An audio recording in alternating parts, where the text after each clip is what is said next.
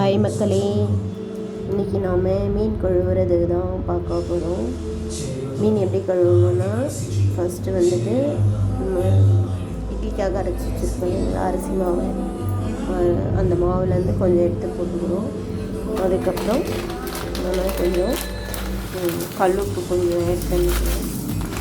இப்போது இது என்ன பண்ணணும், இந்த மாதிரி வந்துட்டு நல்லா வந்து பேசி பாருங்கள்.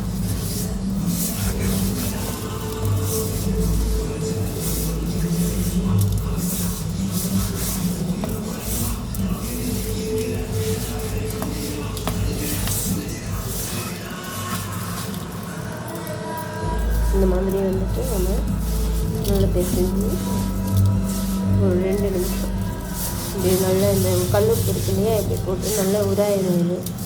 ஒரு 2 நிமிஷம் வந்துட்டு அப்படியே நம்ம வந்துட்டு இந்த மாதிரி உராய்ந்தோம்னா இதில் இருக்க கவுச்சி வாடை, அப்புறம் வந்துட்டு தேவையில்லாத டஸ்ட்டு எல்லாமே வந்துட்டு கொஞ்சம் வந்துடும். எந்த மீனாக இருந்தாலும் இதே மெத்தடில் வந்து கவுச்சி சுத்தமாக இருக்காது. மீனுக்கு நல்லா படிச்சுட்டு க்ளீனாக தேங்காய் போட்டு 2 நிமிஷம் இல்லை, நம்மளுக்கு 1 நிமிஷம் கூட இருந்தால் போதும். இது மாதிரி வந்துட்டு நம்மளுக்கு இவ்வளோ க்ளீனாக வச்சுக்கணும்.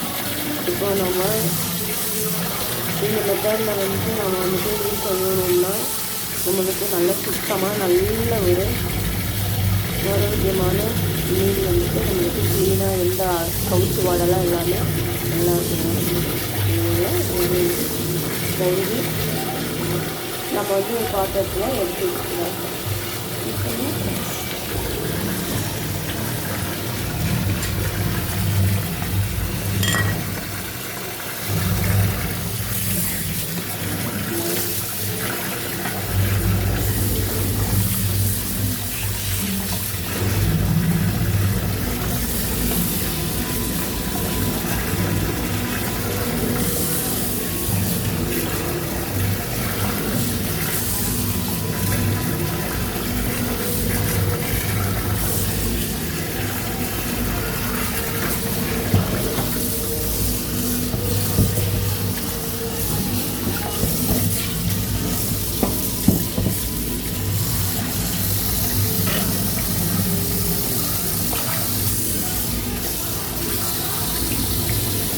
நம்ம இந்த மாதிரி ஒரு தவா வந்து நம்ம வந்து வாங்கி வச்சுக்கணும்.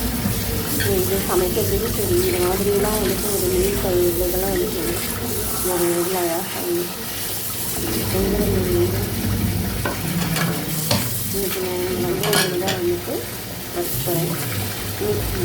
வச்சுக்கிட்டு நம்ம வந்துட்டு மீன் கழுவுங்கிற முறையை வந்துட்டு நம்ம வந்து பார்த்துருக்கோம். நீங்களும் வந்து இதே போல் வந்து செய்து பார்த்துட்டு கமெண்ட்டு கொடுங்க.